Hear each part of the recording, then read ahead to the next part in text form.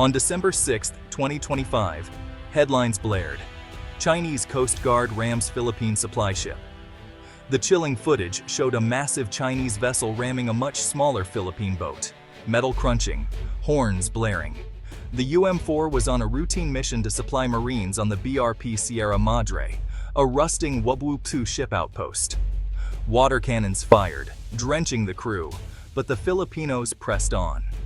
The UM-4 was left crippled until the BRP Gabriela Silong intervened, shielding it from Chinese ships. The world watched as a few sailors stood against a superpower. The BRP Sierra Madre is more than a ship. It's a symbol of Filipino resolve, intentionally grounded on 2nd Thomas Shoal in 1999. This rusting Wubwu-2 relic, never meant to last, has become the Philippines' most tangible claim in the disputed sea. A handful of Marines endure harsh conditions, cramped, corroding quarters, storms, and relentless isolation. Their only lifeline is the perilous supply missions, now under constant threat from Chinese harassment. Life aboard is a daily struggle, patching holes, fishing for food, and always watching the horizon for friend or foe. Each resupply is not just about survival, it's a statement of sovereignty. Civilian volunteers, often fishermen, risk everything to keep the outpost alive, escorted by the Coast Guard but facing water cannons and blockades. China's goal is clear: make resupply so difficult that the Philippines gives up. But every blocked mission only strengthens Filipino resolve. The Marines' determination has ignited a sense of national defiance. The Sierra Madre stands as a stubborn reminder that the Philippines will not abandon its claim. Against overwhelming odds, the spirit aboard that rusting ship inspires a nation. For Filipinos, the South China Sea standoffs are personal, an affront to national pride and daily life. Fishermen are chased from traditional grounds, their livelihoods threatened. The images of Chinese aggression fuel public outrage, sparking protests and a surge of unity. The hashtag #Atenang West Philippine Sea trends as citizens demand action. This groundswell has pushed the government to adopt a tougher stance. President Marcos Jr. has shifted policy, moving away from appeasement toward assertive defense. Diplomatic protests are now routine, and patrols have increased. Most importantly, the government has launched the largest military modernization in Philippine history. The message to Beijing is clear: the Philippines will not be intimidated or cede its rights. The standoffs at sea have become the catalyst for a national transformation. Public anger has been forged into a concrete plan to defend the country's maritime borders. At the heart of this transformation is the AFP Modernization Program's Horizon 3, a strategic overhaul focused on external threats. The goal: build a credible deterrent to defend the West Philippine Sea. The centerpiece is acquiring submarines, multi-role fighter jets, modern frigates, and anti-ship missile batteries. This is a massive undertaking for a country with a modest budget, requiring political will and creative funding. Public support has made it possible to justify the expense. The debate is no longer if the Philippines can afford to modernize, but if it can afford not to.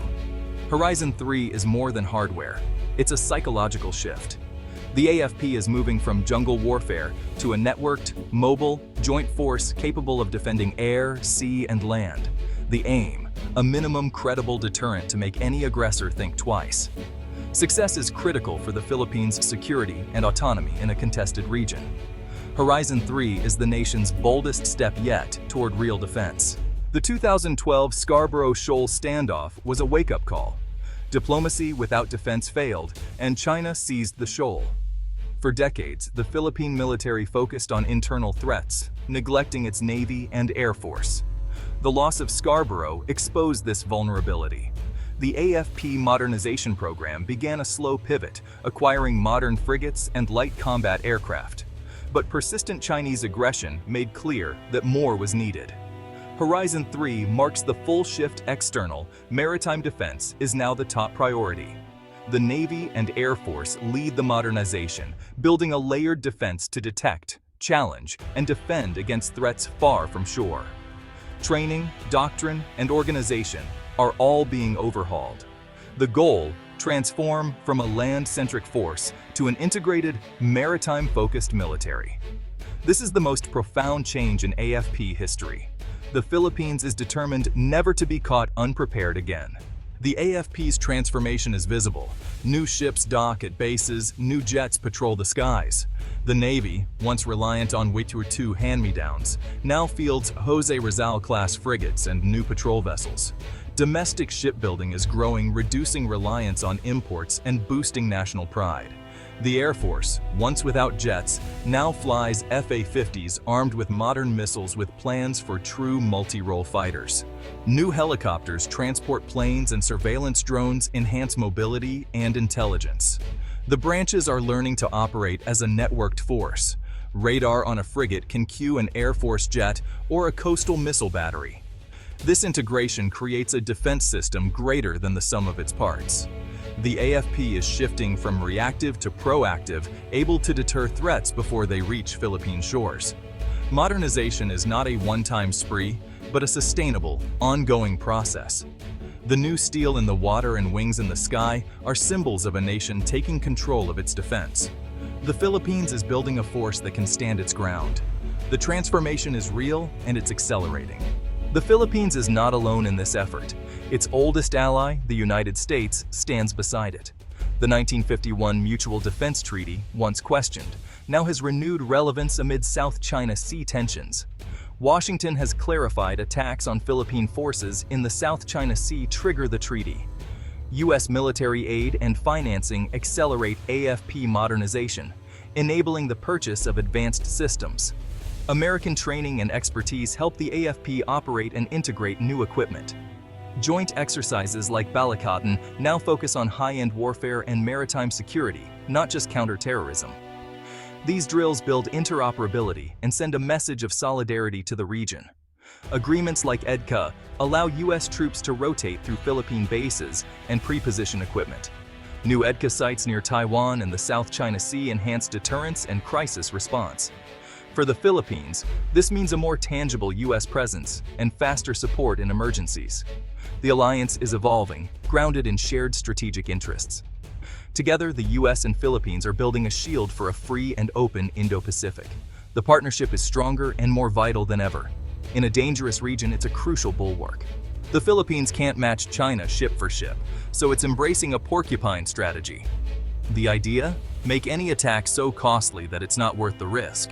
Instead of expensive carriers, the Philippines invests in lethal, affordable assets, like BrahMos anti-ship missiles from India.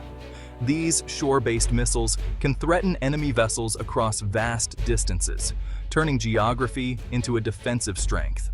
A layered defense is key: long-range surveillance, new frigates and jets, and coastal missile batteries. Each layer complicates an aggressor's plans. The U.S. alliance is the ultimate backstop. Joint patrols, EDCA sites, and the Mutual Defense Treaty add uncertainty for any adversary. An attack could trigger a U.S. response.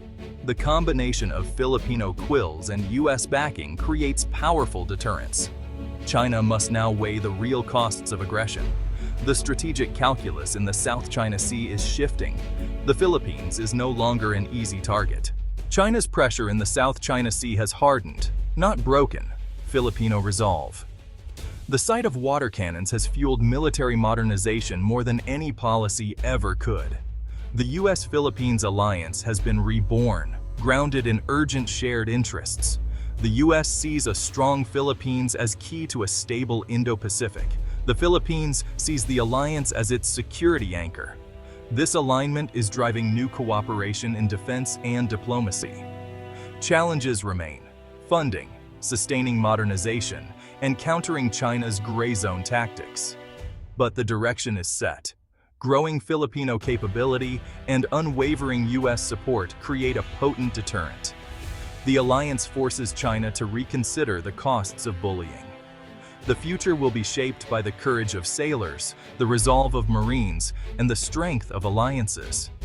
The U.S.-Philippines partnership is more than a pact. It's a commitment to a rules-based order. In turbulent waters, this alliance stands as a beacon for a free and open region.